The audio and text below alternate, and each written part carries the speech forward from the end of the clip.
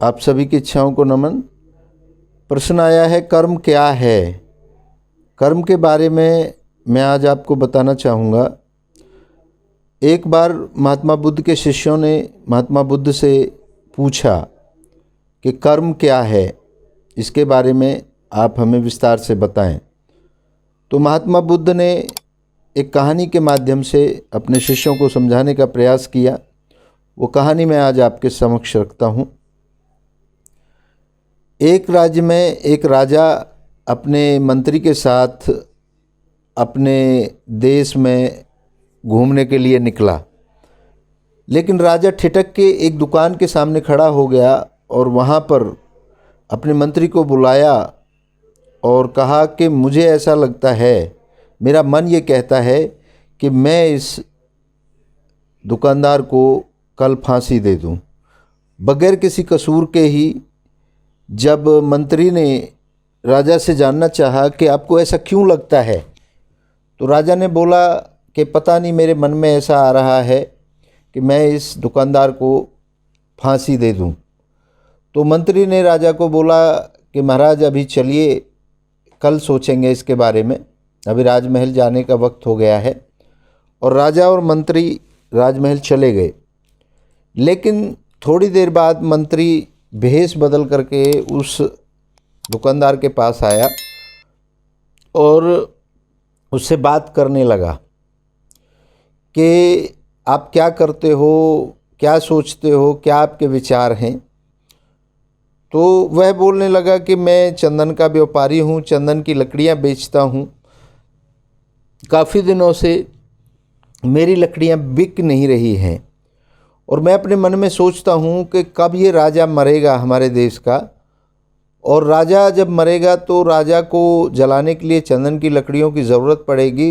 तो उस दिन, जिस दिन राजा मरेगा, उस दिन मेरी चंदन की लकड़ियाँ खूब बिकेंगी, ऐसा मेरे मन में विचार आता है। तो मंत्री को समझते देर नहीं लगी कि जब इस दुकानदार का नेगेटिव विचार था तो उसी विचार का प्रभाव राजा के ऊपर पड़ा। तभी राजा के दिमाग में आया कि इसको फांसी दे दी जाए। इस पर बुद्ध ने आगे बताते हुए बताया कि उस मंत्री ने उस दुकानदार से कुछ चंदन की लकड़ियां खरीदी और उस दुकानदार ने बड़ी खुशी खुशी उनको अच्छे से पैक करके मंत्री को दे दिया। मंत्री सीधा राजा के पास लेके गया और राजा को बोला कि महाराज, जिस दुकानदार को आप फांसी देने की बात कर रहे थे, उसी दुकानदार ने, आप जब रुके थे वहाँ पर उनकी दुकान के सामने, तो उसने आपको अच्छे से देखा और आपके लिए ये चंदन की लकड़ियाँ उपहार रूप में भेजी हैं। तो इस बात को देख कर के राजा बड़ा खुश हुआ और चंदन की लकड़ियाँ राजा ने सूंघी, देखी तो बड़ा खुश हुआ, क्योंकि वो प्योर चंदन की लकड़ियाँ थी।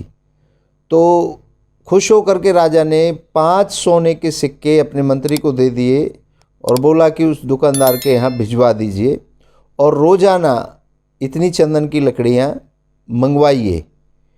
तो इस बात को लेकर के मंत्री फिर से अपना भेष बदल के दुकानदार के पास पहुँचा और उसे 5 सोने के सिक्के दिए और बोला कि राजा को आपकी लकड़ियाँ बहुत पसंद आई हैं, ये चंदन की लकड़ियाँ, और राजा ने रोज़ इतनी ही लकड़ियाँ का ऑर्डर आपके लिए, जब तक उन्होंने बोला है, जब तक वो ज़िंदा रहेंगे तब तक आप ये लकड़ियाँ उन्हें भेजते रहें।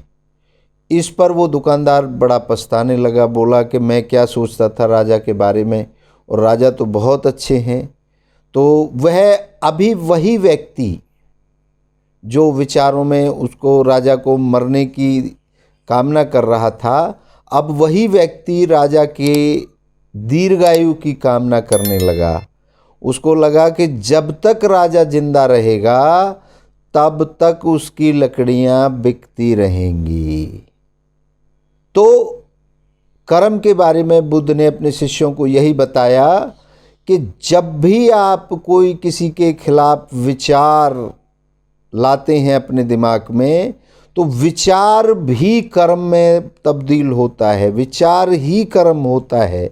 जैसा विचार आप अपने मन में लाएंगे वैसा ही आपका कर्म होगा, कर्म बन जाएगा। तो अपने विचारों को शुद्ध करेंगे तो आपसे शुद्ध कर्म होंगे, और अपने विचारों में अगर आप गलत चीज़ें शामिल करेंगे तो आपके कर्म भी वैसे ही अशुद्ध हो जाएंगे। तो ये सोचना आपको है, करना आपको है कि आप कैसे विचार लेके आते हैं, और उन्हीं विचारों के आधार पर आपका कर्म निर्धारित होता है। तो इस कहानी के माध्यम से, बुद्ध के इस वाक्य के माध्यम से हम सबको यही पता चलता है कि जो हमारे विचार, जैसे हमारे विचार उत्पन्न होते हैं वैसे ही हमारे कर्म हम करने लगते हैं। तो इन्हीं शब्दों के साथ आज मैं आपसे विदा लेता हूँ। मुझे आशा है कि इस बात से आपको सोचने पर मजबूर करेगी ये बात, और सोच करके अगर इससे कुछ लाभ मिलता है तो मैं समझूंगा कि मेरा आपको बताने का जो कार्य है वो सफल हुआ। इन्हीं बातों के साथ मैं आज आपसे विदा लेता हूँ। आप सभी की इच्छा को एक बार पुनः नमन करता हूँ। जय हो।